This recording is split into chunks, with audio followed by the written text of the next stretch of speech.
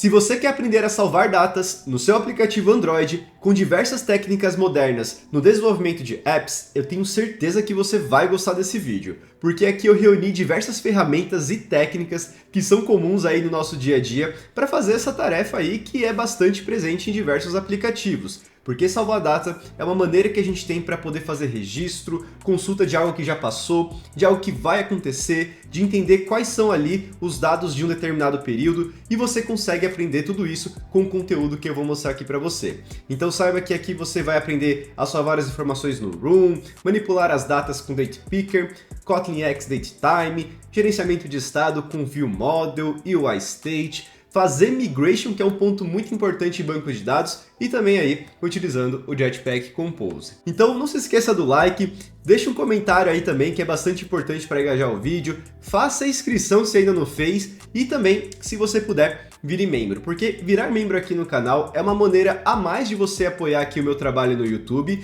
e saiba que tem vantagens, como por exemplo, você vai ter acesso a um canal exclusivo do Discord e também toda vez que eu subo um vídeo aqui no YouTube, que eu agendo mais pra frente, os membros já conseguem acessar.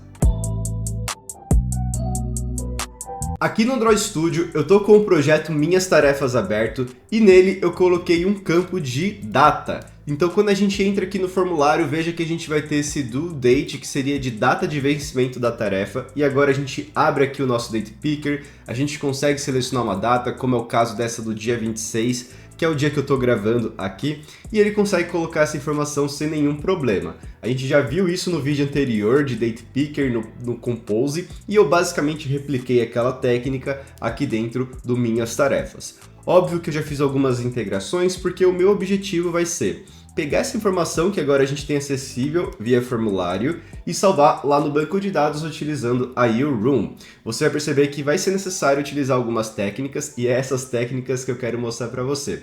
Como é o caso de realizar uma migration, fazer a conversão de texto para milissegundos, de milissegundos para texto. Então são alguns comportamentos que acontecem no nosso dia a dia que eu quero mostrar para você, até mesmo para você não ficar na dúvida de como você pode pegar essa informação e fazer toda essa manipulação dentro do seu aplicativo. E é claro, antes de começar, vamos entender como é que ficou esse código, até para não ser algo tão complexo assim, tá bom?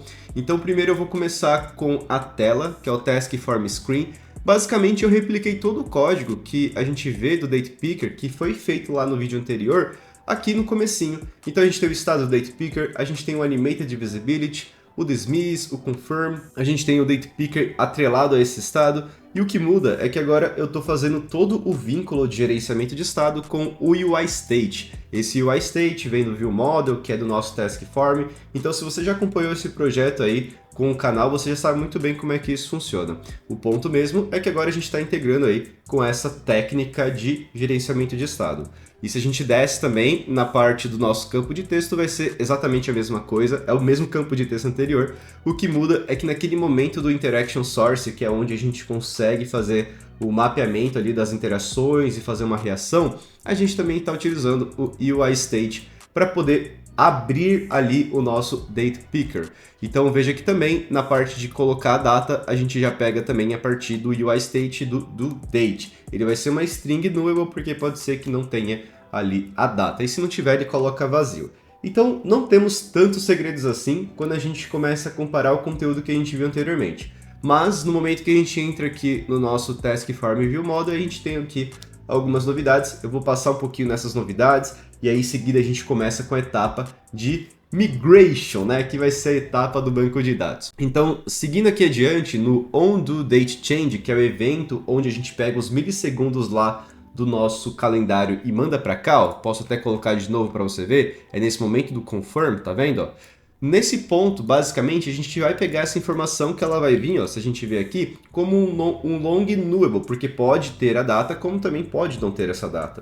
E aí o que a gente faz nesse caso? Basicamente, a gente vai precisar pegar essa informação e converter para um formato de data que a gente espera, certo? Porque os milissegundos, como a gente viu, é um número super grande. E aí para fazer isso, basicamente, eu extraí uma função, eu até criei aqui uma extension de long nullable, então eu vou até mostrar aqui para vocês, que é essa to Brazilian Date Format.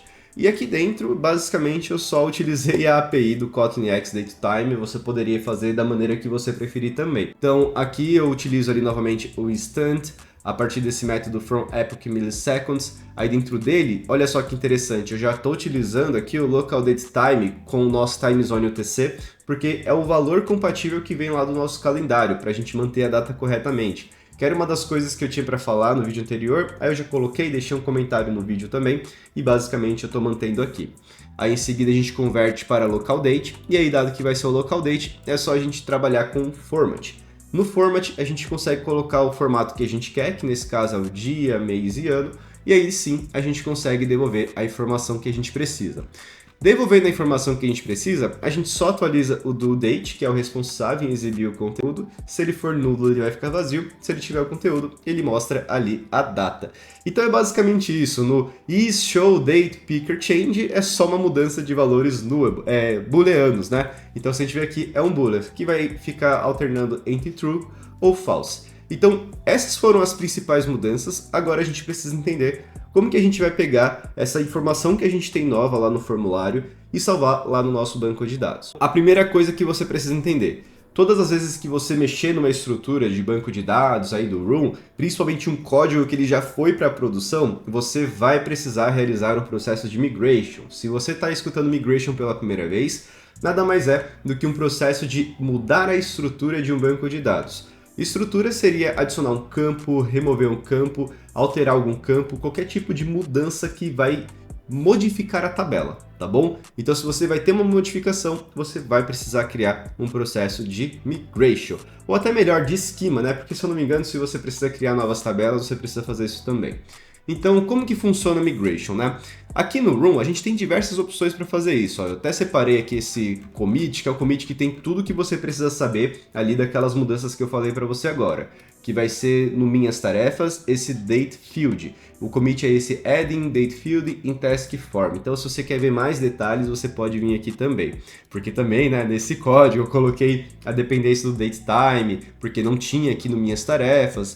Entre outros detalhezinhos, né? A parte do preview também, enfim, você pode ver tudo bonitinho aqui. Aí voltando à parte de migration, você vai ter muita informação sobre como você pode fazer migration. Uma delas é que a gente pode fazer uma migration de uma maneira mais automatizada, porque migration, ela tem uma certa complexidade que você precisa colocar meio que o passo a passo do que vai acontecer, até às vezes em criação de tabela, criação de campo, etc, tá bom?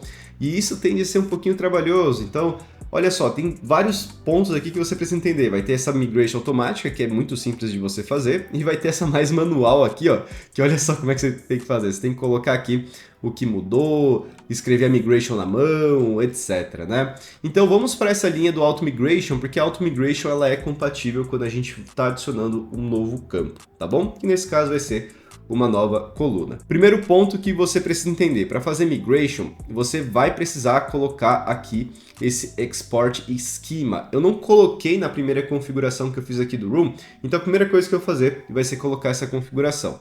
Então tem uma maneira de você colocar essa configuração a partir desse plugin do Gradle, que na verdade é um plugin do Room, tudo bem? Então a gente precisa colocar esse plugin para que ele consiga fazer a configuração ali do nosso projeto. E aí em seguida a gente configura no código do database. Então basicamente a gente vem para o nosso build.gradle do módulo, na verdade do projeto, e a gente vai colocar aquele plugin que é esse cara aqui. Aí eu vou utilizar o nosso version catalog, tá bom? Então vou pegar aqui o nome desse plugin, eu vou entrar ali no nosso versions tom, e aqui embaixo eu vou meio que replicar esse último, e agora eu vou mudar para o nome que eu preciso, que nesse caso é o Android, cadê? Android X Room, a versão sempre é do Room, e eu vou chamar de Room, esse plugin, né? Então vai ser o Room. Aí agora que eu tenho aqui esse plugin, basicamente eu pego o alias, chamo o libs.plugins.room. Basicamente é isso, a versão eu não preciso, eu dou um apply false e na parte do projeto já foi resolvido.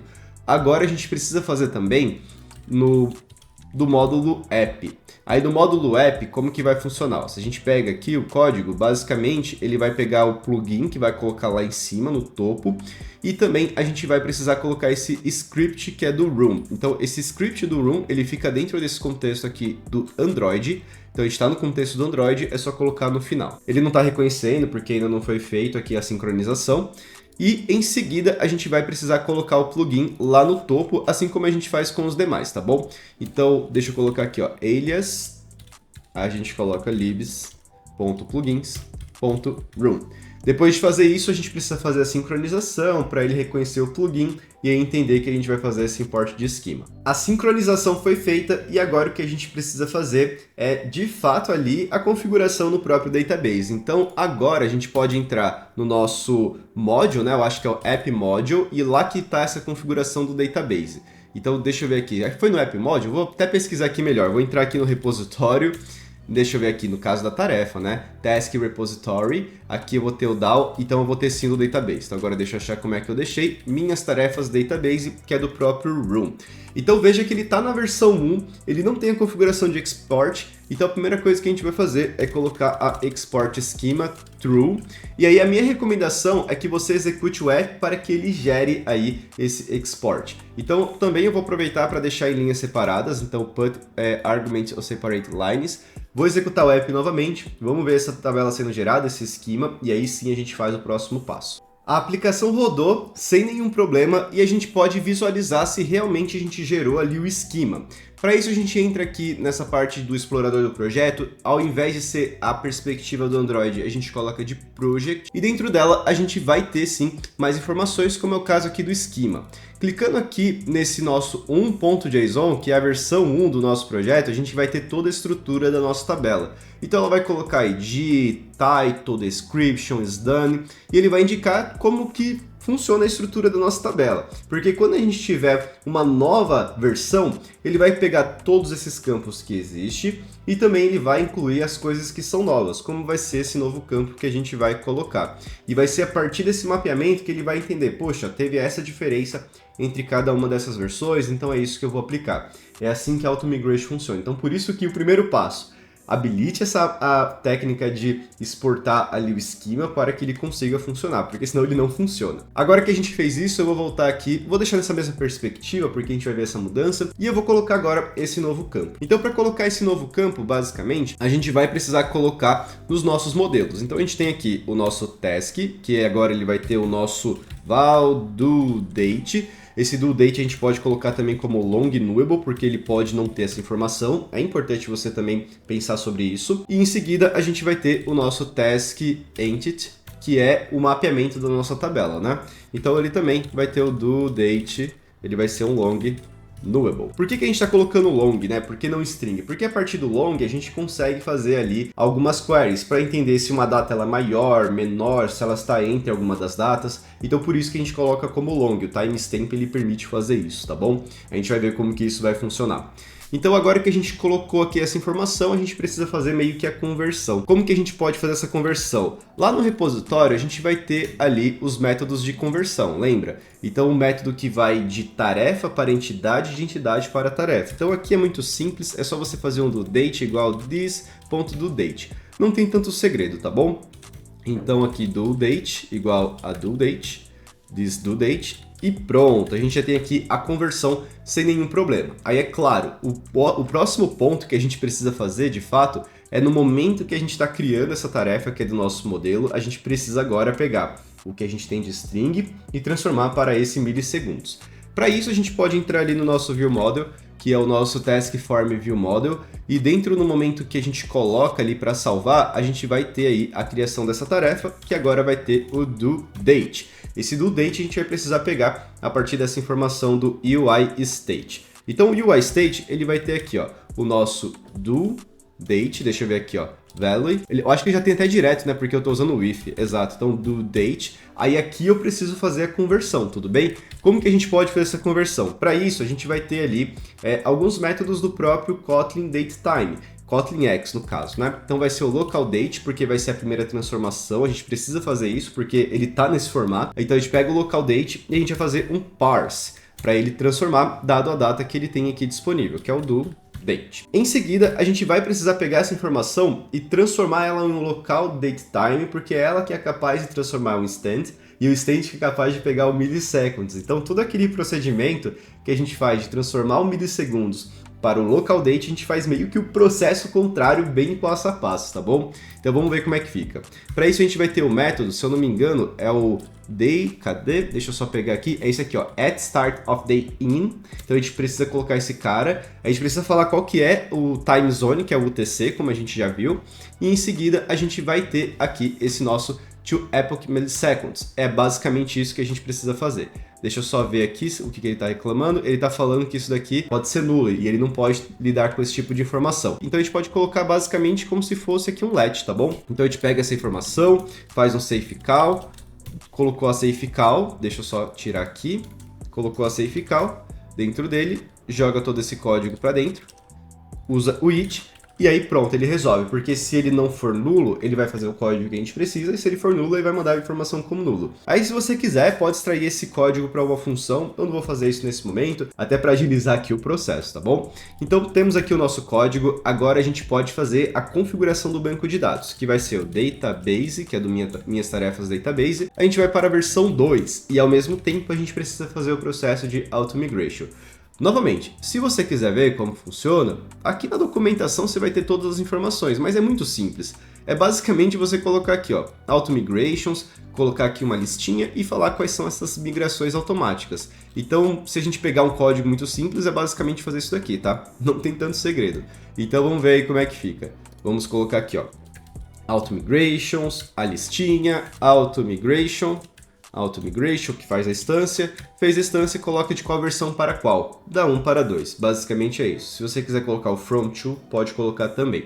Então fazendo isso daqui, agora a gente vai colocar esse novo campo. Vamos executar e vamos ver o que vai mudar. A nossa aplicação rodou e não teve nenhum problema. E como a gente pode ver, ele gerou o arquivo número 2 do JSON. Aí se a gente começa a olhar com mais detalhes, ele vai colocar tudo o que ele fez. E a gente vai ver que a partir desse arquivo a gente começa a ter o due date, tudo bem? Então agora sim a gente tem essa informação que representa ali a data de vencimento da tarefa, sendo que no 1 a gente não vai ter essa informação, tá bom? Então é assim que funciona o processo de migration. E é claro, né, agora que a gente tem essa informação, o que a gente pode fazer aqui dentro do nosso código, né? Basicamente, a gente pode pegar aqui o nosso view model, ou até mesmo entrar na nossa tela de tarefas e tentar fazer essa informação aparecer lá em cada um dos itens. Então, esse vai ser o meu primeiro objetivo. Mostrar em cada um dos itens e aí depois a gente cria algumas tarefas com datas. Para isso, a gente pode entrar no nosso task list screen e dentro dele a gente vai precisar colocar mais um texto que ele vai mostrar a data pra gente, tá bom? Só pra gente ver isso acontecendo.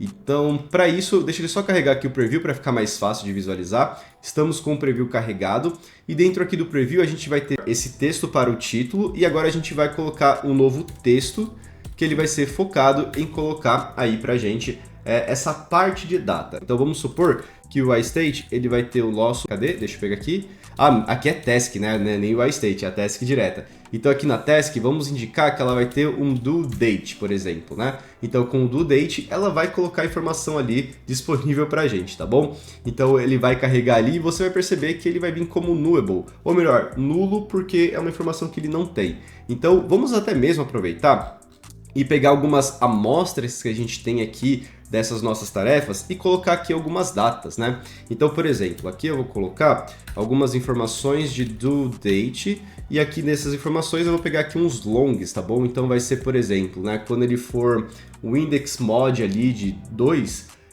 igual a 0, que seria o par, eu vou colocar uma informação de nulo ou então a data, e o caso contrário eu coloco nulo. Enfim, só para poder alternar e ter essas variações.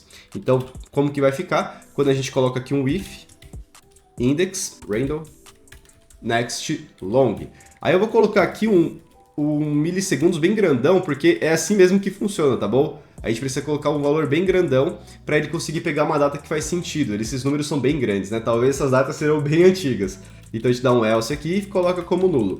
Então quando ele for par, ele vai colocar o valor de alguma data possível e quando ele não for, ele vai colocar aí pra gente a informação que não existe, tá bom? E assim a gente vai conseguir manipular de uma maneira mais interessante. Então ele vai colocar aqui essas informações, a gente vai ver. e até ele carregar, olha só que legal, ele colocou aqui pra gente. E agora o que a gente vai fazer, basicamente, é fazer uma conversão dessa informação, certo? Para ser uma data que a gente espera. Pegando aqui a nossa tarefa, deixa eu entrar aqui novamente. Cadê? Vou até clicar aqui para ficar mais fácil, né? Pegando aqui a nossa tarefa, o que a gente pode fazer é indicar que ela vai ter meio que um método de conversão. Então a gente pode falar o seguinte, que vai ser date in Brazilian format, por exemplo, né? E isso pode ser um método, pode ser também uma property, você pode fazer da maneira que você preferir. Aí dentro dessa nossa tarefa, a gente vai criar essa property, por exemplo, né? E essa property, ela pode vir como nullable, tá bom? Então não é para ser um problema. E dentro dela, aí sim, a gente vai colocar a informação que a gente espera, que pode ser, por exemplo, a partir de um get, né? Aqui não tem tanto segredo, você pode fazer da maneira que você preferir. Cada vez que você consultar, ela faz um mapeamento, ou então já no momento que você pegar essa informação, você já coloca também, enfim. E aí, em seguida, a gente pode fazer essa conversão. Então, para fazer a conversão, a gente já aprendeu que é a partir do instant. Instant a gente pode fazer isso. Aí, claro, aqui a gente vai precisar trabalhar com safeCall também, tá bom? Então vai ser do date, let, aí sim a gente começa a trabalhar com esse cara, stand. Aí no stand a gente vai ter ali, ó, o nosso from epoch milliseconds, a gente pega essa informação com o it, aí a partir desse it a gente vai conseguir trabalhar. Para transformar no local date, a gente coloca aqui vai ser um UTC, tudo bem? E em seguida a gente transforma para um date, porque dado esse date, a gente vai fazer o format. Aí no format vai ser o localdate.format, que aí a gente vai pegar a partir de um Unicode. A gente já aprendeu isso no vídeo anterior. Aqui é um DDD, mês, YYY, para poder colocar o ano e show de bola. A gente tem aqui o nosso código. Deixa eu só colocar aqui o opt-in. Agora vamos voltar na nossa task list screen e vamos ver como é que vai ficar aqui esse cara, né? Eu acho que ele já vai conseguir fazer o formato pra gente, tá bom? Claro, ele vai deixar como nulo ali. E aí o que a gente pode fazer é trabalhar de tal forma que ele só exiba aquele conteúdo se ele não for nulo, obviamente, né? A gente pode fazer isso. Então aqui você pode ter que trabalhar com Animated Visibility, né? Ou o que você quiser, tá bom? Aqui não tem tanto segredo. A gente pode pegar um let, que vai vir do date, se ele for nulo, a gente exibe. Caso contrário, a gente não faz nada. Então a gente pode fazer isso, porque também a gente não vai ter animações, né, de exibir ou não, então não vai ser necessário. Mas o ideal era colocar aquele Animated Visibility. Aí é claro, a gente fez isso aqui nesses itens, aí o próximo passo é a gente fazer a configuração ali do ViewModel, para que ele faça esse mapeamento aí pra gente, né? Então, como que a gente agora pode fazer? Vamos ver se tudo tá funcionando. Então, deixa eu ver aqui, ó.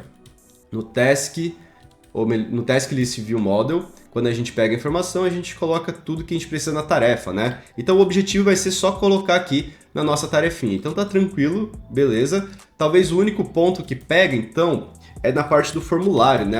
Porque o formulário, quando ele carrega na parte de edição, pode ser que ele não pegue a informação da data, tá bom? Então deixa eu ver como é que ele tá aqui, ó. Isso, ele não tá pegando. Então aqui a gente precisa fazer também, ó. O due date vai ser igual ao due date que vem da tarefa.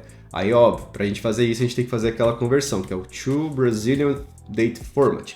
Então, só recapitulando. Quando a gente entra ali no formulário, a gente transforma em string, porque tá vindo sempre com milliseconds, tudo bem? E quando a gente vai mandar para o banco de dados, a gente faz o contrário, de string para milliseconds. E aí, dessa forma, a gente consegue trabalhar com as datas. Agora que a gente fez isso, vamos executar de novo, vamos tentar aí fazer algumas criações, edições e ver se funciona. Veja que nenhuma tarefa tem data, tudo bem? Então, eu vou fazer a edição da primeira aqui, ó. Eu vou colocar a data de hoje, né? Então, eu coloquei a data de hoje, eu vou salvar. Ele não salvou, ele teve algum problema, então alguma coisa que eu não identifiquei. Vamos ver aí o que ele tá falando, né? Ele tá falando que não pode ser parseado no index 0, então eu preciso agora entender. Ah, eu acho que eu já sei o motivo, é porque na hora que eu converti lá para o local date, eu esqueci de colocar qual que é o formato, então tem esse detalhe também, ainda bem que apresentou esse problema. Então deixa eu só pegar onde eu faço essa conversão. Se eu não me engano, eu faço aqui no form, né? Então aqui no form, agora eu só tenho que identificar onde foi o código. É nesse cara aqui, ó, onde eu faço o parse. Dentro dele, eu vou precisar colocar qual que é o formato. Então, local date format, eu acho que é assim que eu vou conseguir colocar. Então, deixa eu ver aqui, ó, format. Aí aqui eu coloco by Unicode pattern. Aí eu já deixo aqui, ó, dd barra maiúsculo barra yyyy. Aí eu só coloco ali o opt-in para ele não reclamar e beleza, vamos executar de novo. Rodando novamente, vamos tentar fazer a mesma edição. Então eu vou colocar aqui a data de hoje, olha só que legal, beleza. Coloquei a data de hoje, eu vou salvar. e aparentemente ele salvou. Olha só que legal, a gente tem ali uma tarefa com data. Vamos fazer isso para as demais, porque eu vou colocar aqui algumas datas e depois tentar fazer aqui uma queryzinha pra gente ver como é que fica, né? Então eu coloquei aqui do dia 27, eu vou colocar aqui algumas antigas, tá bom? Então vamos ver aqui, ó, colocar aqui uma do dia 1 de julho, beleza? Vou colocar diversas datas pra gente ver depois a parte da query, que é o que eu quero mostrar pra você. Então eu vou colocar uma mais antiga, ou melhor, uma mais pra frente, lá no futuro, nem sei o que vai acontecer nesse dia, né? Talvez é o vídeo que vai lançar nesse dia. Então vamos colocar aqui mais algumas datas, beleza? Então colocando aqui do dia 7, show de bola. E tá tranquilo. Vou até deixar uma 100 pra ver o que vai acontecer. Então veja que quem tem data mostra e quem não tem não mostra nada. É basicamente isso. Eu até vou criar uma nova. Então, nova tarefa, eu vou colocar do dia 25, que foi ontem, aqui do momento que eu tô gravando, nova tarefa nova, por falta de criatividade.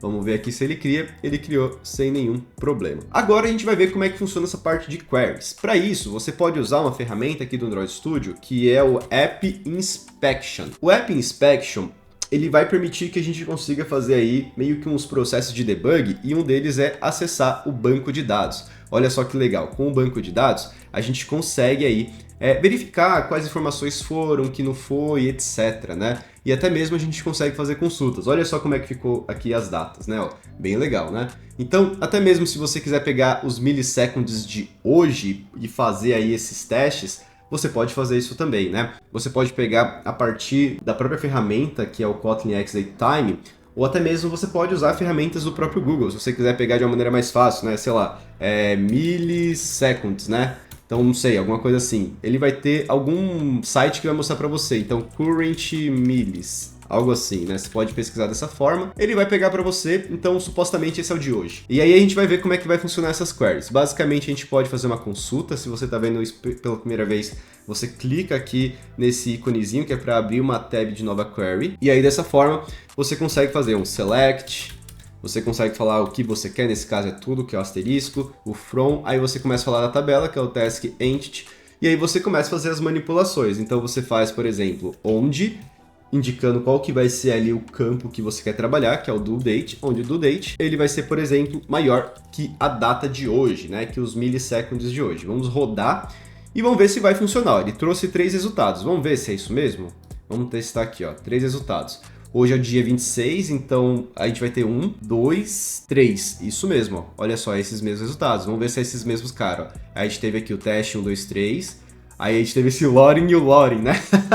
Aí ele tem aqui as descrições, dá pra gente ver mais informação, mas veja que funciona. E o contrário também vai funcionar, tá, gente? Se a gente colocar aqui, ó, vamos fazer um run, olha só que legal, ele colocou aqui o contrário também, né, ó, com as datas aqui, indicando quais foram as informações, etc. Então veja que salvar em milliseconds vai dar essa oportunidade para a gente tanto converter para a data que a gente espera, fazer queries, comparações, etc. Então é dessa forma que a gente trabalha aí com datas, utilizando o Date Picker, Kotlin X Datetime e também a URoom junto com as migrations. O que você achou dessas técnicas para a gente salvar as datas dentro do nosso aplicativo Android? Fácil? Difícil? Eu quero saber aí nos comentários. E é claro, antes de encerrar, não esqueça do like, do comentário, seja do vídeo aleatório para poder engajar, da inscrição se você não fez e, novamente, se você puder, vire membro porque é uma maneira a mais aí de apoiar o meu trabalho aqui no YouTube. Lembrando que você tem acesso exclusivo a canal do Discord e também a vídeos que eles já foram publicados e que serão postados mais para frente para o público geral.